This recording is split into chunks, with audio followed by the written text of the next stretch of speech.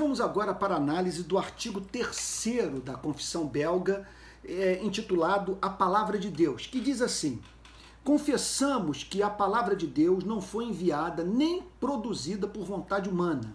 Aqui, então, a confissão usa a segunda epístola de Pedro, capítulo 1, verso 21. Entretanto, homens santos falaram da parte de Deus, movidos pelo Espírito Santo, como diz o apóstolo Pedro. Então, a confissão usa essa passagem, que é o locus classicus da doutrina, da inspiração, da revelação, a fim de dizer que Deus usou homens para revelar a sua verdade à humanidade.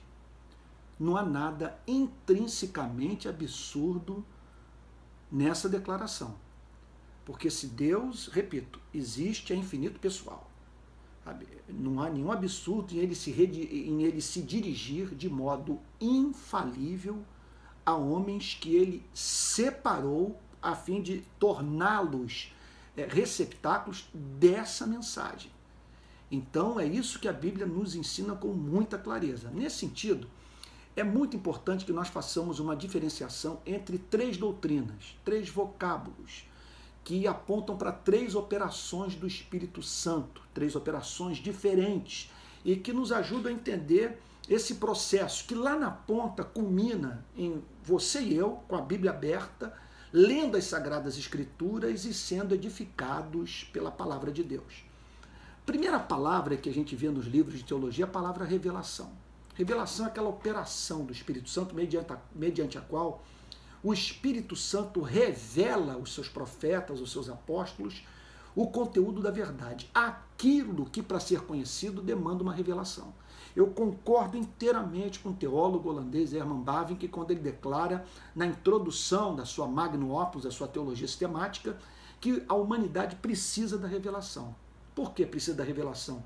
Porque é fato fora de controvérsia que a nossa razão tem seus limites e que a filosofia não está habilitada a responder algumas perguntas que são de fundamental importância para que a nossa vida tenha sentido, e não apenas isso, para que nós nos reconciliemos com Deus. A vida após a morte, qual é a natureza da vida após a morte, se existe uma? Haverá um juízo final e a chance daqueles que se tornaram merecedores desse juízo de se reconciliarem com Deus, de receberem o seu perdão, o seu abraço e terem a comunhão com Ele restaurada. Não há filósofo que esteja em condição de responder essas perguntas. E são perguntas que fazem todo sentido, que nós vamos morrer, nós duramos pouco. São perguntas que fazem todo sentido porque nós vivemos num mundo de guerras.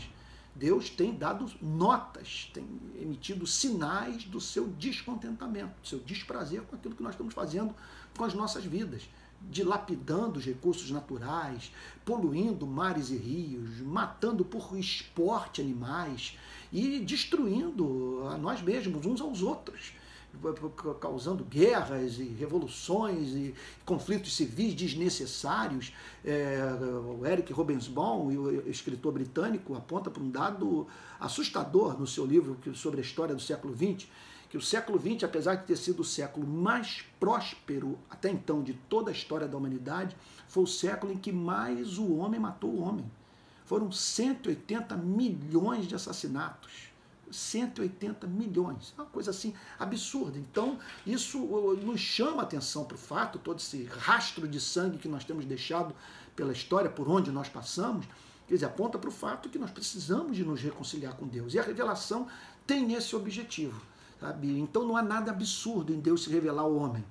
E esse material revelado, aí entra uma segunda palavra, ele é registrado de modo infalível mediante a obra de inspiração do Espírito Santo. Então aí entra uma segunda doutrina, a doutrina da inspiração, que é aquela obra do Espírito mediante a qual ele possibilita aquele que recebeu a revelação a fazer um registro infalível do material revelado. E por fim, quando esse material revelado, registrado de modo infalível, chega às nossas mãos, nós ainda dependemos de uma outra obra do Espírito Santo, que é a obra de iluminação. Note bem, além de não termos acesso pelo raciocínio lógico, pela filosofia, a essas as respostas para essas questões de fundamental importância, qual é o sentido da nossa vida, o que vem após a morte, como nos reconciliarmos com Deus contra quem nós pecamos. Veja só, mesmo de posse das respostas, nós não estamos em condição de entendê-las, exceto se o Espírito Santo as iluminar. Então a iluminação é aquela obra do Espírito Santo que nos permite, veja só, não é entender do ponto de vista gramatical, sabe? Não é entender do ponto de vista do conteúdo, sabe? Mas é aquele entendimento espiritual que nos permite ver no texto bíblico a verdade de Deus e ver de que maneira, provando da sua excelência. Sabe, é aquela coisa, é como o diálogo de Jesus com aqueles dois discípulos no caminho de Emaús. A Bíblia diz que quando o Senhor Jesus fez menção de...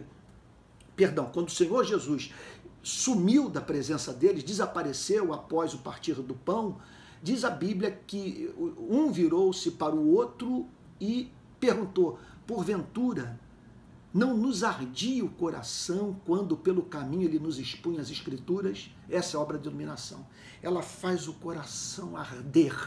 Ela produz aquele convencimento do Espírito que ninguém consegue erradicar mais do coração do que foi tangido pela verdade de Deus através da palavra. No segundo parágrafo desse artigo 3º, diz assim a Confissão Belga, e aqui eu termino. Depois Deus, por seu cuidado especial para conosco e para com a nossa salvação, mandou seus servos, os profetas e apóstolos, aquilo sobre o que eu acabei de falar, escreverem sua palavra revelada. Ele mesmo escreveu com o próprio dedo as 2 tábuas da lei, Êxodo, história lá de Moisés no monte, trazendo a revelação de Deus ao seu povo. Por isso chamamos esses escritos sagradas e divinas escrituras. Um outro texto que vale a pena ser lido é o de 2 Timóteo, capítulo 3, verso 16, que diz assim, toda a escritura é inspirada por Deus e útil para o ensino, para a repreensão, para a correção, para a educação na justiça, a fim de que o homem de Deus seja perfeito e perfeitamente habilitado para toda boa obra. Então, tenho 2 apelos aqui a fazer para pessoas diferentes. Se você não conhece o cristianismo, não procure descartá-lo sem antes o examinar.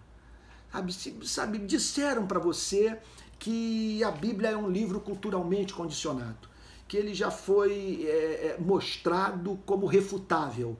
Mas é importante que você conheça isso de primeira mão, que você tenha integridade intelectual e procure se dar então, ao direito de pelo menos ler a Bíblia. E quem sabe, fazer uma oração. Senhor, se tu és real e tu te revelastes ao homem através desse livro, fala comigo. Então é isso que você deve fazer. E eu aconselho você começar pelo Novo Testamento. Mateus, Marcos, Lucas e João, os primeiros 4 livros.